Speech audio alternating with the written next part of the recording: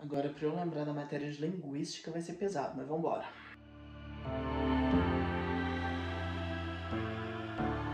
Olá, Sinners! Meu nome é Alicene, a biblioteca está aberta. E hoje a gente vai falar de um tema que não é necessariamente literário, mas como o mês que vem a gente vai falar um pouquinho de teoria da literatura, é importante que a gente entenda isso daqui. Então vamos falar de estruturalismo linguístico. Para quem não conhece a linguística é o estudo científico da língua. E quando a gente fala que a linguística nasce com o Fernando Saussure e que ela nasce de uma maneira estruturalista, isso quer dizer que a língua passa a ser compreendida como uma estrutura, como um sistema relacional. O que isso quer dizer? Que cada elemento daquele sistema só existe em função da sua relação com os outros elementos. Ou seja, a palavra camelo não existe por si própria. O camelo só é o camelo porque o camelo não é o dromedário. Se você pensar numa palavra, ela só tem aquela definição não por ela o ser, mas por ela não ser nada que ela não é. E é essa estrutura fechada, em que todos os termos estão relacionados um com o outro para criar essa existência mútua, que a gente chama de estruturalismo. E aí a gente vai ter alguns princípios dentro da linguística, que são coisas que aconteceriam em todas as línguas. Então, por exemplo, a gente tem o princípio da recursividade linguística. O que isso quer dizer? Isso quer dizer que nós, enquanto falantes de uma língua, a gente consegue produzir uma infinidade de sentenças a partir de um número limitado de palavras. Então, a gente pode falar qualquer coisa. Não existe um limite para a possibilidade de sentenças que a gente pode criar, por exemplo, em língua portuguesa, embora o número de palavras seja restrito. Então, se a gente coloca, tem uma teoria de que se você coloca um computador para escrever várias palavras aleatoriamente, uma hora ele vai escrever Hamlet, igualzinho a Shakespeare. É uma possibilidade, dentre a infinitude de possibilidades. Porque não existe limite, não existe fechamento, embora o número de elementos da estrutura seja limitado. A gente também tem, dentro da teoria saussuriana, as 4 dicotomias. O que são isso? São 4 relações de oposição entre uma e a outra, de oposição e complementariedade, que vão construir um sistema linguístico. Então, a primeira dicotomia é a língua e a fala. A língua é essa estrutura, é a formal, é a gramática, é como a língua existe por definição. Em oposição à fala, que é como nós fala, né? Porque nós podemos falar do jeito que nós quiser e tá tudo certo porque tá compreensível. Então, essa é a primeira dicotomia saussuriana. A língua como estrutura formal versus a fala, que é o uso que muitas vezes coincide com a língua, mas não necessariamente. A segunda dicotomia é a dicotomia de significante e significado. O que quer dizer isso? Toda palavra é como uma moeda. De um lado você tem o significante e do outro você tem o significado. E elas são necessariamente atreladas. O significante é esse conjunto sonoro da palavra. O que eu quero dizer? Se eu falo árvore, esse conjunto fonético i é o seu significante. E o significado é a árvore que você pensou quando eu falei essa palavra. E elas estão necessariamente atreladas. Assim como em inglês a gente tem tree para árvore. O significado é o mesmo, é essa árvore, mas a gente tem um outro significante atrelado a ela. E é exatamente pela possibilidade dessa diferença de significantes a serem atrelados ao mesmo significado que a gente pode ter diversas línguas. E isso prescreve a necessidade de uma arbitrariedade do significante. O que isso quer dizer? Não existe nenhum fundamento que atrele um determinado significante àquele significado. Ou seja, se existisse um motivo pelo qual árvore é uma árvore, então ela chamaria árvore em todas as línguas. Mas isso não acontece, porque não existe conexão entre a palavra e o que ela se remete. E aí você vai me falar, ah, tia Alice, mas se a gente fala guarda-roupa, é o lugar de guardar roupa. Sim, mas por que guardar é guardar? E por que roupa é roupa? Eles vão falar, ah, porque lá na etimologia, e aí eu vou te falar, tá, mas lá atrás também não tinha relação. Se a gente falar, por que a gente fala melanina? E aí você vai me falar, porque melo vem do grego preto. Eu vou te falar, sim, o que melo tem a ver com preto? Então, por mais que você vá na etimologia, por mais que você vá na história da língua, não existe motivo que necessariamente atrele um significante a um significado.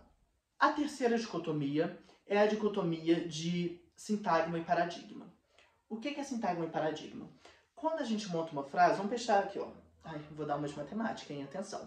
Eixo X e eixo Y. A gente vai montar uma sentença, beleza? Na hora da gente montar uma sentença simples, sujeito, verbo, objeto, tá? Eu como frango.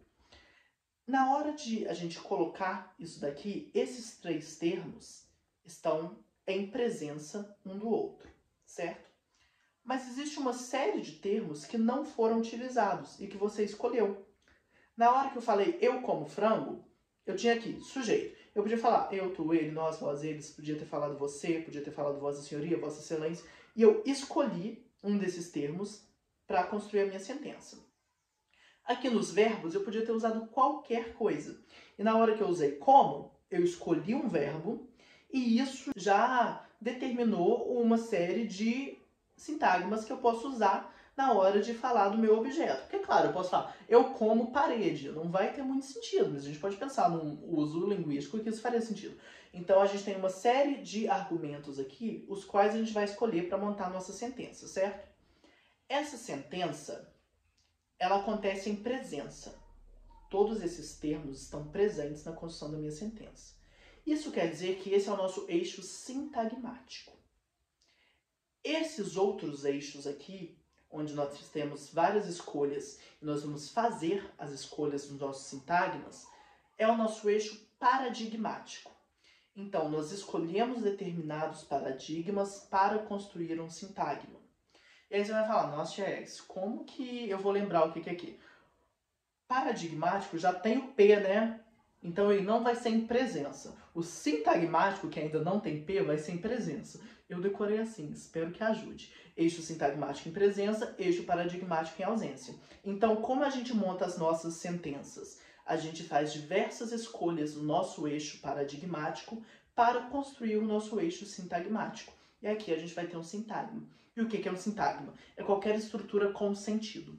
A gente vai poder pensar, por exemplo, se eu falo eu como frango, isso é um sintagma porque tem um sentido, certo? Mas ele também é formado por vários sintagmas, porque frango também tem um sentido em si só. Então ele também é um sintagma.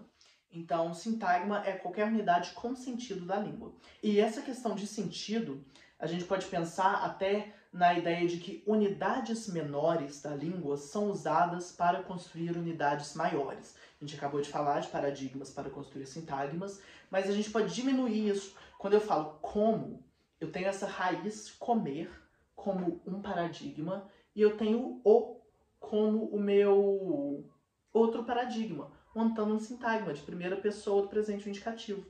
Sempre que a gente vai conjugar um verbo, a gente tem essa união de sintagmas, construindo um novo sintagma. São unidades menores de morfemas que criam um sintagma. O que é um morfema? Um morfema é a menor unidade com sentido de uma língua. Então, sempre que a gente tem eu, como, o, tudo isso muda alguma coisa. Se a gente fala fazendeiro, a gente tem fazende, que é a nossa raiz. A gente tem o eir, que está dando sentido de alguém que trabalha em. E a gente tem o, que é exatamente o sintagma de gênero, que vai declinar esse fazendeiro no gênero masculino. Então, cada um desses é um morfema e um sintagma que vão se juntar. Então, o morfema é a menor unidade com sentido da língua. E o que é um fonema? O fonema, que são os sons, né? A, l, são as menores unidades sem sentido da língua, que a gente usa para criar um morfema. Então vamos lá, voltando para as dicotomias sussirianas. A última dicotomia que nós temos é a dicotomia de diacronia e sincronia. O que é isso? Uma análise sincrônica é aquela que vai trabalhar nesse tempo. Estamos falando, por exemplo, do português de 2024, em que falamos você. Uma análise diacrônica vai fazer uma análise histórica, vai voltar lá, nós falávamos você, mercê, vossa mercê, blá blá blá, e vai até em questão de etimologia e tudo. Então, a gente tem como analisar uma língua em um momento determinado ou como fazer uma análise histórica. A linguística vai prescrever que o trabalho do linguista é fazer uma análise sincrônica. Então, quando a gente pensa nesses professores de português que são contra a linguagem neutra e vão falar, porque o neutro já existia no latim e deriva, sim, amor, mas você devia saber que língua existe em sincronia, né? E a nossa língua também está atrelada ao nosso meio social e ela é construída pelo meio social. Então, essa foi uma introdução ao estruturalismo linguístico. A língua é uma estrutura fechada em si própria, que existe a partir das relações de um termo com o outro, pode ser elaborada a partir de 4 dicotomias e tem princípios como a independência entre significante e significado e a recursividade linguística. No próximo vídeo a gente vai falar um pouquinho sobre estruturalismo literário e sobre como esses elementos são subsumidos dentro da teoria literária para criar o que nós chamamos de estruturalismo, que depois, inclusive, vai virar o pós-estruturalismo. Então, um beijinho da tia e vejo vocês no próximo vídeo.